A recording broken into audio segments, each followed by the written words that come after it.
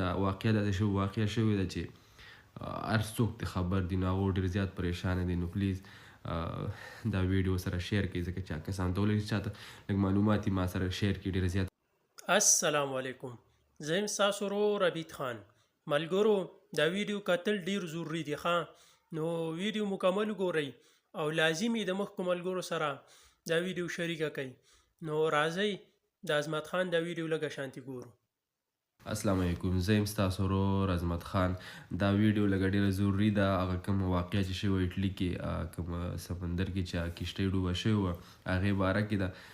ځکه چې زه په خپله باندې بیمار یم او دلته تاسو معلومات دي چې دلته کې بیمار یې نو نشي کولی چې یاره د کور نه وځي. نو زه نشم کولی چې هلته کې لاړ شم. څه کسان میسینګ دي، کور سره رابطه نه کړي، ورک دي پکې.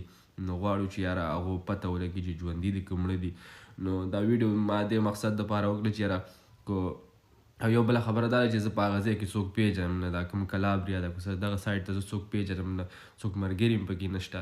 نو ما ویډیو په ترو باندې کې څوک را پیدا شي دلته کې یا تاسو څوک پیژنئ هغه ځای کې ستاسو څوک ملګري یا څوک او یا تاسو په خپله دا ویډیو د هغه ځای نه ګورئ نو پلیز ما سره لږ په انسټاګرام باندې رابطه وکړئ. دا زما انسټاګرام دی عظمت خان نامه باندې دی او ما ته لږ میسیج وکړئ. نو پلیز زه به سره په خپله بیا کانټیکټ وکړم. خو ډېره زیاته ضروري ده ځکه چې نه د مرګ پته لګي نه د ژوندي پته لګي.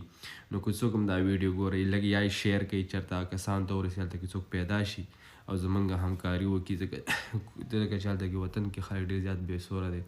دا واقعه داسې واقعه شوې ده چې هر څوک ته خبر دي نو هغه ډېر زیات پریشانه دي. نو پلیز دا ویډیو سره شیر کړئ ځکه چې کسانو ته ولګي چې چاته لږ معلومات ما سره شیر کړي ډېر زیاته